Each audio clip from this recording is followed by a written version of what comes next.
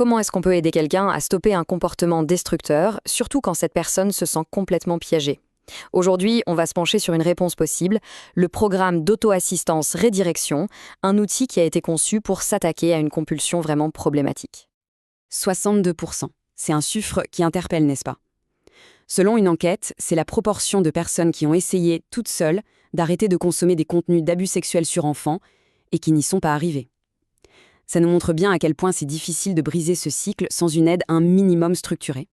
Pour bien comprendre comment fonctionne Redirection, voilà notre parcours. On va d'abord cerner l'ampleur du problème. Ensuite, on découvrira le programme lui-même, sa mécanique thérapeutique, les outils concrets qu'il propose pour changer, et pour finir, on verra comment tout ça s'inscrit dans une démarche plus globale de prévention. Allez, on commence par le cœur du sujet. Parce que pour comprendre la solution, il faut d'abord bien mesurer la taille du défi. Alors, pour être précis, il faut savoir que le programme utilise un terme clinique, CSAM, qui veut dire contenu d'abus sexuels d'enfants. Et ce n'est pas juste du jargon, hein. Ce mot a été choisi pour une raison vraiment cruciale. Il met l'accent sur le préjudice réel, sur la victime, sans jamais minimiser la gravité de l'acte. Et au centre de la philosophie du programme, il y a cette idée, cette vérité qu'on ne peut pas ignorer et qui est tirée de leur module. Derrière chaque image, il y a la souffrance d'un enfant. Une souffrance qui se répète à chaque fois que l'image est partagée. C'est le point de départ de toute la démarche et c'est essentiel de le garder en tête. Bon, face à ce défi immense, quelle réponse peut-on apporter? C'est justement là qu'intervient le programme Redirection, qui se présente comme une tentative de solution structurée.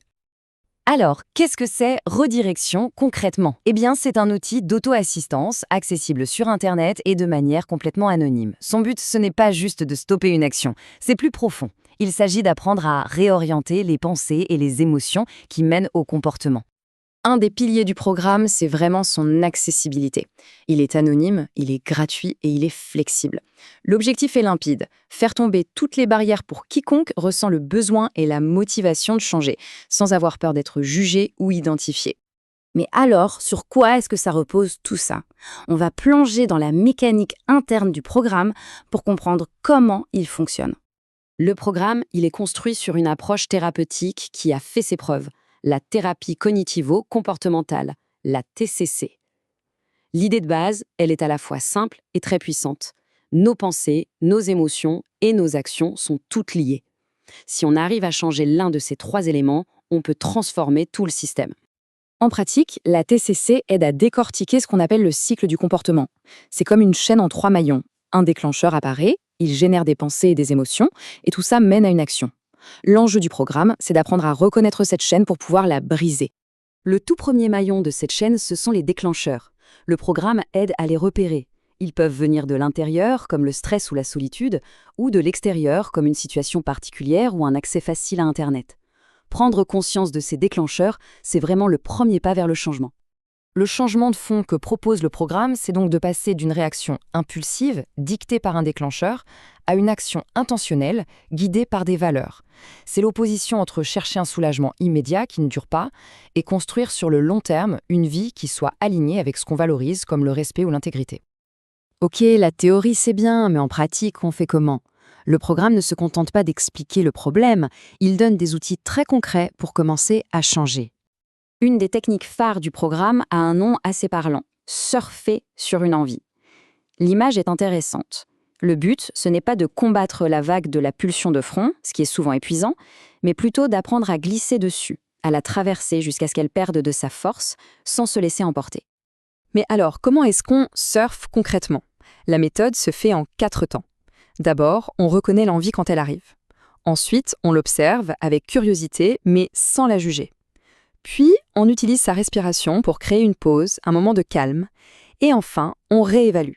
Et c'est là qu'on s'aperçoit que la vague de l'envie, si on ne l'alimente pas, finit par se retirer toute seule. Cette technique fait partie d'un outil plus large, le plan de gestion des risques.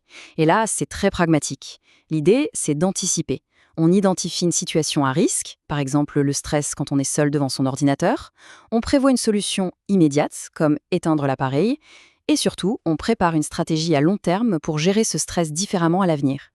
Pour finir, quel est l'impact d'un tel outil?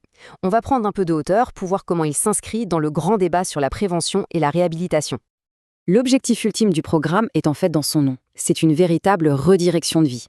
Il ne s'agit pas juste d'arrêter un comportement, mais d'aider la personne à construire une vie qui a plus de sens, qui est alignée sur des valeurs positives. Le changement de comportement n'est alors plus le but, mais la conséquence logique de cette transformation plus profonde. Et cette approche, elle semble trouver un écho chez les utilisateurs. L'un d'eux a partagé ce témoignage assez puissant qui met en lumière la différence qu'ils perçoivent entre une démarche de réhabilitation et une approche qui serait purement punitive. Tout cela nous laisse avec une question fondamentale, au cœur de cette démarche. Dans la lutte contre l'exploitation des enfants, quelle place faut-il vraiment donner à la réhabilitation ? C'est une question complexe, qui n'a pas de réponse simple, et qui nous invite tous à réfléchir aux différentes stratégies de prévention et d'intervention.